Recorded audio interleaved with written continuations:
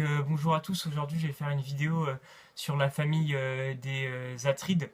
C'est un peu pour faire suite à la famille de Cadmos, les Labdacides, puisque ces deux familles étaient toutes deux maudites, de différentes manières bien sûr. D'un côté, les Labdacides étaient maudits par l'enfant de Sémélé et de Zeus, qui était Dionysos, cet enfant qui n'était pas apprécié d'Héra et qui cette dernière avait maudite toute la famille des Labdacides.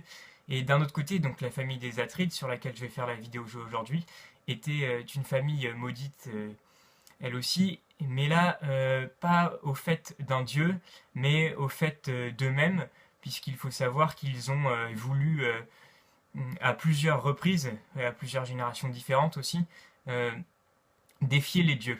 Donc on va voir ça tout de suite en parlant de Tantale. Il faut savoir aussi que ces deux familles qui ont inspiré beaucoup de tragédies grecques, notamment celle des trois grands auteurs de tragédies grecques qui sont Échille, Sophocle et Euripide. Donc voilà. Donc on commence tout de suite. Il faut savoir que Tantale était un roi de Lydie qui était connu pour son immense fortune. Euh, il, il régnait sur des terres immenses et exploitait une montagne qui regorgeait d'or. C'est pourquoi, bien sûr, il était riche.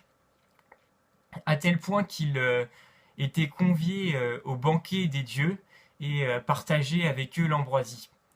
Euh, en vivant cette vie tous les jours, Tantale commença à prendre un ego un peu surdimensionné et voulut mettre les dieux à l'épreuve en se disant est-ce qu'ils sont vraiment omniscients, les dieux? En gros, est-ce qu'ils voient tout? Ou est-ce que c'est juste pour assouvir leur pouvoir qu'ils prétendent être omniscients? Donc pour cela, Tantale convia les dieux à un banquet. Donc les Olympiens venirent à ce banquet. Et pour ce banquet, Tantale avait préparé un repas un peu particulier puisqu'il avait présenté comme viande aux dieux la chair de son fils fraîchement tué le, le matin même ou la veille. Le mythe ne dit pas quand est-ce qu'il l'avait tué. Enfin bref, et les dieux avaient, bien sûr, vu qu'ils étaient omniscients, avaient vu que c'était de la chair humaine et n'en mangèrent pas un seul morceau, sauf Déméter qui, euh, égaré dans ses pensées, la tête dans la lune, mangea un bout d'omoplate de Pélops, hein, c'est Pélops le fils de Tantale qui était servi aux dieux. Et les dieux décidèrent donc de punir Tantale pour cet affront, qui n'était pas le premier, puisqu'il faut savoir que Tantale avait déjà volé des temples de divinités telles que Zeus. Il avait volé des statuettes d'or, etc. Mais les dieux avaient déjà passé l'éponge sur ces méfaits et sur ces affronts. Mais là, ils se dirent que ça en était de trop, et ils décidèrent du coup d'infliger le supplice bien connu, qui est le supplice de Tantale.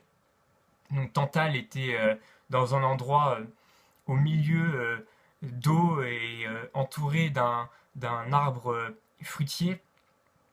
Et dès qu'il voulait prendre de l'eau avec ses mains, l'eau lui glissait et il restait que des grains de sable dans ses mains. Et dès qu'il voulait saisir un fruit, le fruit s'éloignait de sa main, si bien qu'il avait une faim incommensurable. Il avait toujours faim et il ne pouvait pas étancher sa soif non plus. Donc voilà, donc ça c'est le supplice de Tantale.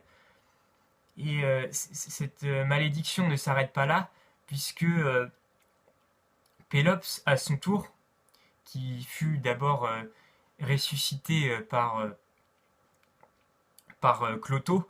Donc là, pareil, je ferai sûrement des vidéos sur les moires qui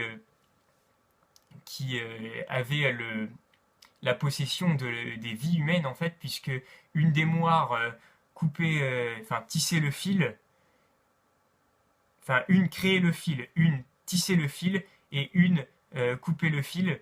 Donc, celle qui créait, elle mettait la naissance.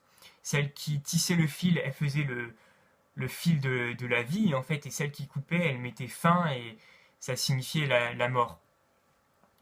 Donc, comme je disais, la moire Clotho ressuscita Pélops en pesant une espèce de bouillie de Pélops dans un chaudron et en fit ressortir un homme plus beau qu'il n'avait été auparavant.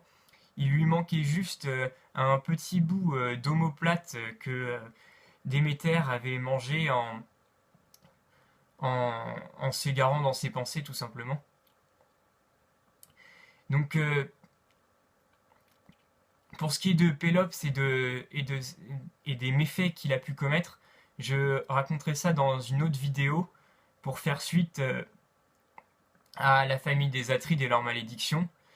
Et je ferai aussi une vidéo un peu comme j'avais fait pour la famille des Labdacides, avec un arbre généalogique pour bien comprendre toute la généalogie et toute l'ascendance et la descendance des Atrides.